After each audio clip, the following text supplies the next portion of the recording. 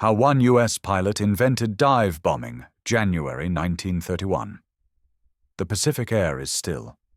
Somewhere off the coast of San Diego, a single biplane breaks the calm, a Curtiss F-8C Helldiver, streaking across the sky like a dart of polished silver. On the deck of the USS Langley, naval officers shade their eyes, watching nervously. The pilot, a young Navy aviator in leather gloves and a tight jaw, circles once, then banks steeply. He's going down. Not slowly, not like a glide. This is a nosedive, nearly vertical, engine screaming, fuselage shaking. The altimeter spins wildly. Gravity pulls hard against his limbs. His vision tunnels, sweat beads on his goggles. At 10,000 feet, there's still room to pull out. At 5,000 feet, panic spreads on the deck. At 2,000 feet, someone yells, "He's not pulling up."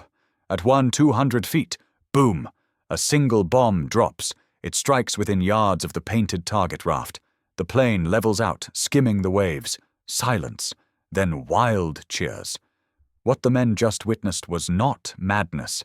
It was the birth of a tactic that would redefine naval warfare. And it began with one pilot willing to dive headfirst into history. After the smoke of the First World War settled, most of the world's military thinkers looked to the ground. Artillery, trenches, and tanks had defined the battlefields of Europe. Airplanes were still considered novelties, loud, fragile machines with uncertain purpose. For many, their use in war had been little more than glorified reconnaissance. In the United States, the military establishment was no different. Budgets were tight. Isolationism was rising. Congress, wary of foreign entanglements, slashed defense funding year after year. The Navy and Army fought bitterly for a shrinking slice of appropriations, and aviation, barely 2 decades old, was wedged between them, underappreciated and underfunded. Yet in small, wind-blasted airfields scattered across America, a handful of men were quietly pushing limits. They saw something more in flight, not just observation or communication. They imagined precision, power, a future where airplanes could destroy warships, fortresses, and entire armies, not from high-altitude bombing raids, but with terrifying accuracy delivered in steep dives from the sky. This was heresy to most traditional strategists. War, they believed, was about mass and range, not daring and angle. High-altitude bombing had proven disappointing in its infancy. Bombs missed their targets more often than not. But the idea of pointing a plane directly at the enemy and releasing the payload at near suicidal distance, that sounded like madness. Still, a few were listening. At the U.S. Naval Air Station in San Diego, test squadrons began running unorthodox drills. Aircraft circled high, then dove aggressively toward floating target rafts, releasing practice bombs just before leveling out. It was dangerous. Airframes twisted under pressure. Engines stalled. More than one pilot blacked out under G-forces. But slowly the results began to speak. The bombs were hitting closer. Much closer. Some were hitting directly. Meanwhile, in Washington, Navy planners were facing a new problem. Japan was rising as a naval power. So was Italy. Germany, still licking its wounds after Versailles, had begun rearming in secret. It was only a matter of time before the oceans, long the domain of battleships, would become hunting grounds for new weapons. If a single aircraft could take out a cruiser or even a carrier, the entire balance of power would shift. Enter the aircraft carrier. What had begun as a converted coal ship, the USS Langley, had become a proving ground. Later, Lexington and Saratoga were launched, floating cities with flight decks. But ships alone weren't enough. Doctrine was needed. Tactics were needed. A way to make air power precise, deadly, and dependable. And so, unofficially at first, a group of aviators started pushing a radical idea: dive bombing. One of the earliest pioneers would become the unlikely architect of this revolution. Not a general, not a politician, but a Navy pilot with a stubborn belief that precision could come from steep angles, raw instinct, and tight control. His name would soon be whispered with admiration in squadrons from Pearl Harbor to Guadalcanal. But at the start, he was just a flyer with a dangerous idea and a willingness to test it with his own life. The idea of dive bombing was not born in a single moment. It evolved through trial, error, and often near-fatal experimentation. By the late 1920s, pilots in both the Army and Navy had attempted steep-angle bombing during target practice, but most considered it too reckless to be standardized. The real breakthrough came when the U.S. Navy began to systematically explore it as a deliberate combat tactic. The key figure in this transformation was a pilot named Lieutenant Daniel W. Don Geiger, though others like Lieutenant Cmdr Frank Akers and pioneering leaders like Rear Admiral Joseph M. Reeves also played crucial roles. But the real face of the one pilot in the story of dive bombing was Lieutenant Commander Melvin Boogie Vincent, a soft-spoken but relentless aviator stationed at Naval Air Station San Diego. Vincent wasn't trying to make history. He was trying to hit something, anything, with consistency. At the time, U.S. Navy pilots were missing their targets by hundreds of yards when bombing from level flight. Even with the best guesswork and the newest Norden bomb sight, which wouldn't become accurate until much later, variables like wind, movement, and altitude made accuracy a coin toss. Vincent's approach was elegant in its simplicity. If you dove toward the target, you eliminated many of those variables. His logic was unorthodox but compelling. By diving steeply, the pilot reduced the horizontal travel of the bomb and could visually track the release point. Speed increased, but so did control if the aircraft could withstand the pressure. That if was enormous. Aircraft of the era were built for stability, not stress. Nosediving a biplane or monoplane at 60 to 70 degrees caused horrifying structural strain. Wings fluttered, rivets popped. More than one dive ended in catastrophic failure. But Vincent persisted. Using modified Curtiss F-8C biplanes and later the SB-2U Vindicator and Northrop BT-1, his squadron began logging hours in dangerous testing. Their goal? Find the safe dive angle, the ideal release altitude, the optimal pull-out range. Bombs were dropped on dummy ships, painted barges, even outlines on rocky beaches. And the results stunned observers. Where traditional bombing runs scattered craters across wide areas, dive bombing clustered impacts around the heart of a target. The precision was unlike anything the Navy had seen. The method began to spread. By 1932, the U.S. Navy had incorporated dive bombing into training exercises. Fleet Problem 3, the massive wargame held that year, featured dive bombing simulations that sank multiple high-value enemy ships. Though staged, the accuracy and shock value of the attacks made waves, literally and politically. Skeptics remained. High Command still considered dive bombing too dangerous for widespread adoption. They feared pilot casualties, mechanical breakdowns, and the limited payload of dive bombers compared to heavy horizontal bombers. But Vincent and his peers had planted a seed. By the mid-1930s, the Navy had begun designating specialized dive bombing squadrons. Aircraft carriers began allocating deck space for bombers trained exclusively in steep-angle attacks. Aircraft manufacturers, sensing opportunity, responded with new prototypes, planes like the Douglas SBD Dauntless, purpose-built to survive near-vertical dives. And all the while, Vincent kept flying, quietly, methodically. He flew dive after dive, honing what others feared. He wasn't chasing glory. He was chasing reliability. And it was this reliability that would prove vital in the years to come. Because a storm was coming. In Europe, Germany rearmed under Hitler. In Asia, Japan invaded Manchuria. The age of global conflict was reawakening. And when the Pacific exploded in 1941, the United States would need more than brute force. It would need precision, Fast, carrier-launched, ruthless precision.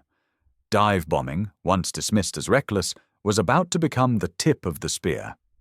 To understand the invention of dive bombing, one must first understand the men who risked everything to prove it worked. They weren't strategists or engineers.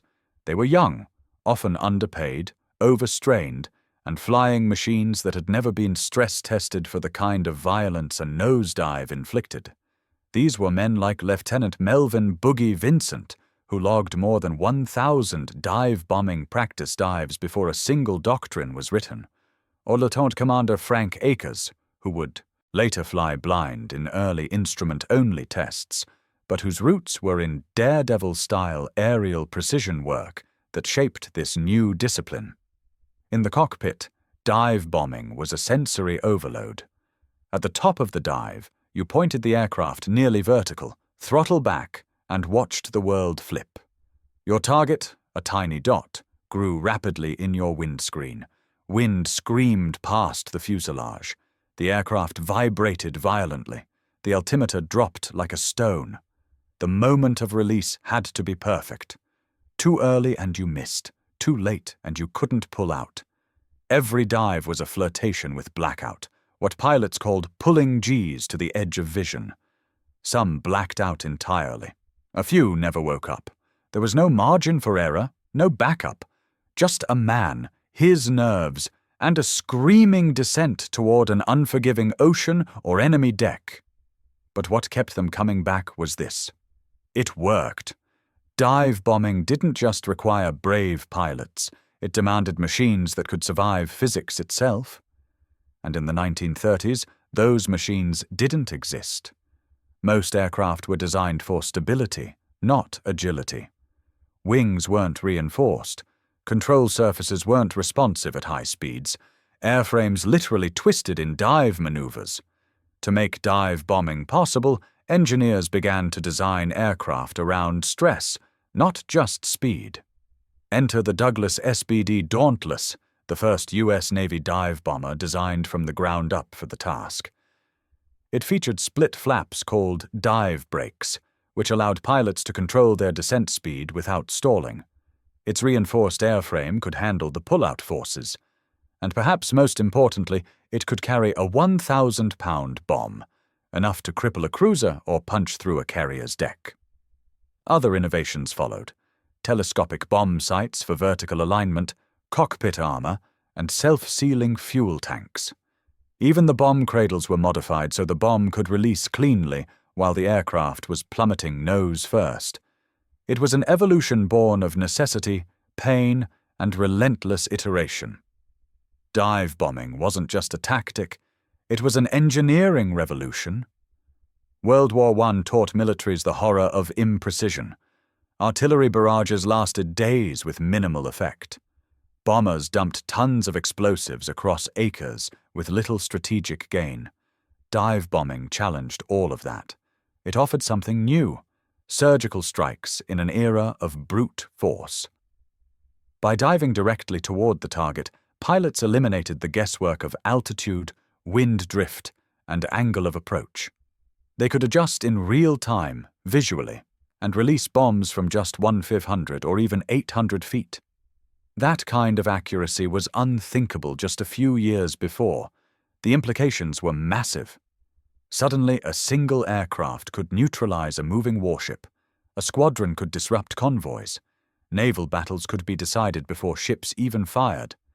Carrier fleets, previously considered support units, now became floating hives of lethal, precision strike capability. It wasn't about overwhelming the enemy with mass anymore. It was about hitting exactly where it hurt, with terrifying speed. And at the heart of it all was a man diving from the clouds. For Japan, Germany, and even Britain, the early years of the war revealed a brutal truth. The United States had mastered precision from the air in a way few had expected. At the Battle of the Coral Sea in May 1942, Japanese cruisers came under sudden, direct assault from dauntless dive bombers. The speed and accuracy of the attacks stunned Japanese commanders. These weren't scattered high-altitude bombers easily dodged. These were low, steep, and silent until the final scream of descent. But the real reckoning came at Midway. In June 1942, U.S. Navy dive bombers located and attacked Japanese carriers Kaga, Akagi, Soryu, and Hiryu. Within minutes, precision strikes tore through flight decks, igniting aviation fuel, destroying aircraft, and setting off internal explosions. Japanese pilots, trained under different doctrines, were unprepared for such vertical, fast-approaching threats. Anti-aircraft crews couldn't track the bombers quickly enough. By the time the bomb was released, the plane was already pulling up and disappearing. What had once seemed like American recklessness was now an existential threat to Japan's carrier fleet. A tactic born in obscurity had become the weapon of shock and collapse. Within the U.S. military itself, dive bombing was not immediately welcomed. In fact, many senior officers considered it foolish. Admirals raised concerns about the loss of aircraft and pilots. Dive bombing, after all, demanded that aviators deliberately throw themselves into the densest fire. A single misjudgment meant death, not just failure. And in early trials, fatalities were not rare. Strategic planners questioned whether such high-risk tactics were sustainable. Bombs dropped from high altitudes might be inaccurate, but they were safer. A high-altitude formation could deliver more tonnage, survive longer, and be reused. But advocates of dive bombing countered with one word: results. In peacetime exercises, mock attacks scored near-direct hits on moving ships. In combat, dive bombers consistently hit where high-level bombers failed. And where a heavy bomber squadron might require 40 aircraft to destroy a target, a dive bombing squadron could do the same with 12 and return home. Eventually, the moral debate shifted. It wasn't about recklessness anymore. It was about efficiency, survivability, and changing the shape of battle before it began. By the early 1940s, dive bombing had moved from the margins to the center of U.S. Navy doctrine. Carrier groups were now organized with dive bombing squadrons as their central offensive force. Fleet problem war games reinforced their importance. Military academies began incorporating dive bombing tactics into formal instruction. Entire generations of Navy pilots were trained not to bomb broadly, but to dive, strike, and vanish. Aircraft manufacturers followed suit. The Curtiss SB-2C Helldiver entered service with reinforced frames, dive brakes, and payload capacities specifically optimized for dive angles between 70–90 degrees. Even the Army Air Forces, initially skeptical, began training dive bombers for close air support. But perhaps the strongest validation came not from blueprints or simulations, but from the battlefield. By 1943, after multiple Pacific campaigns, dive bombers had become the Navy's most feared weapon, often credited with turning the tide of key battles. They destroyed carriers, fuel depots, supply convoys, and shore installations with terrifying precision. And all of it traced back to those early, unauthorized experiments by one determined pilot, risking blackout and death, not to prove a theory, but to solve a problem. It began, like so many revolutions, with a test. Fleet Problem 3, held in April 1932, was part of an annual series of massive naval exercises conducted by the U.S. Navy to simulate full-scale war.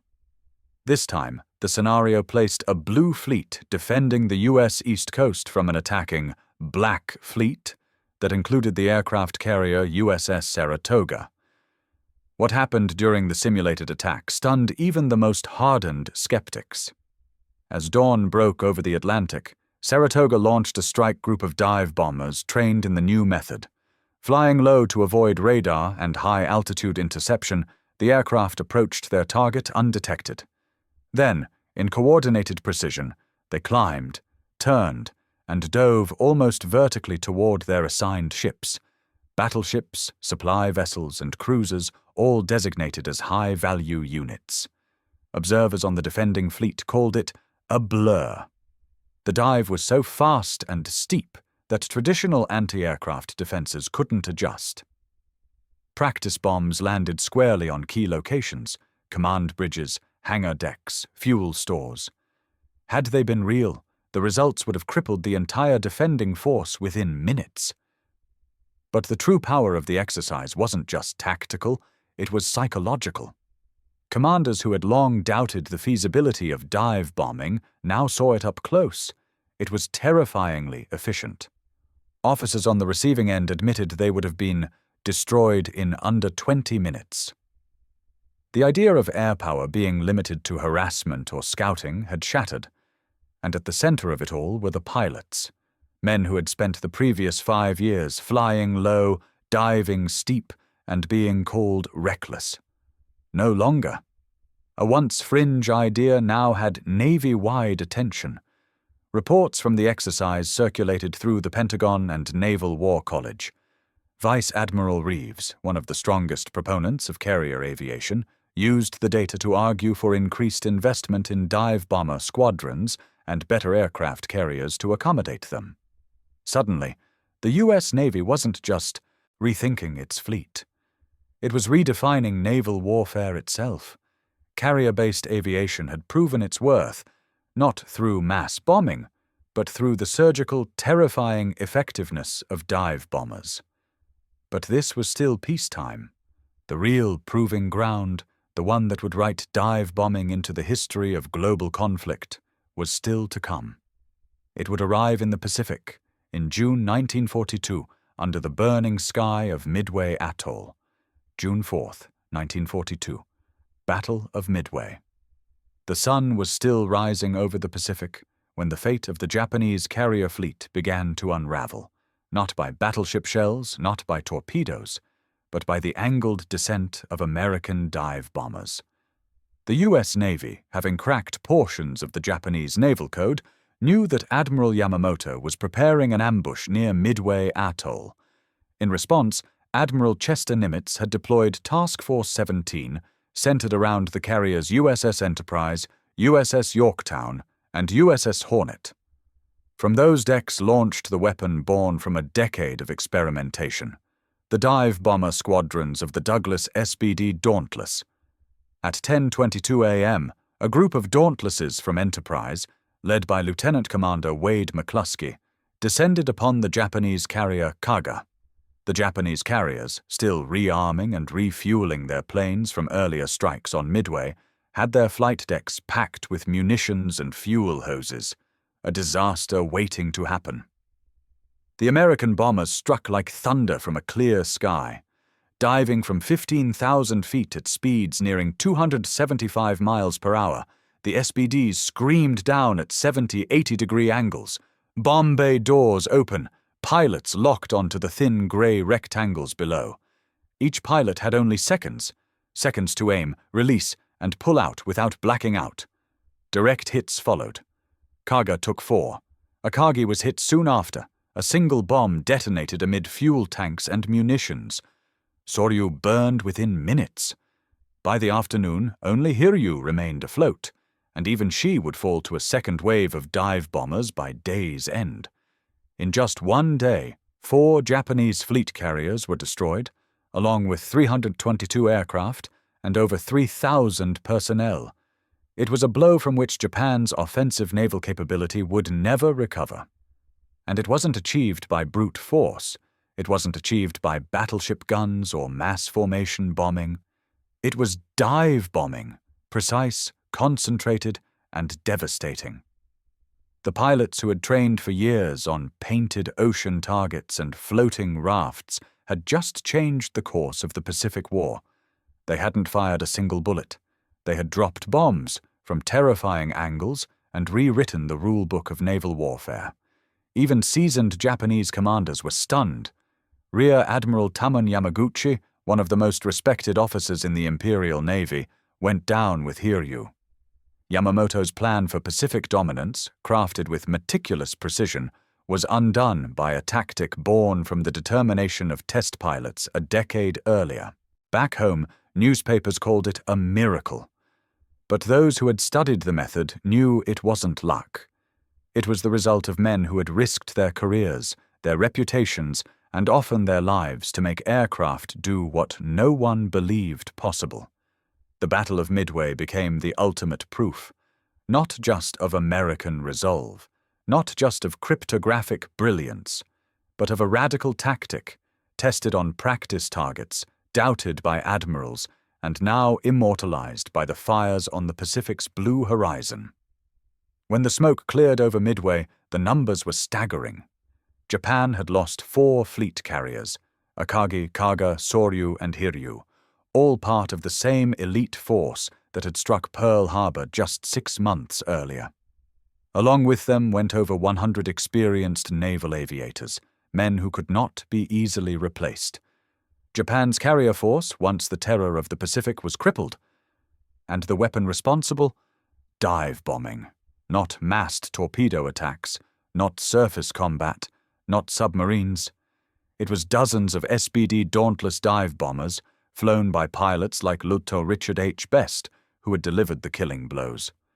Lt. Best, who led the strike against Akagi and Hiryu, was a direct inheritor of the method first refined by Vincent and his fellow pioneers in San Diego.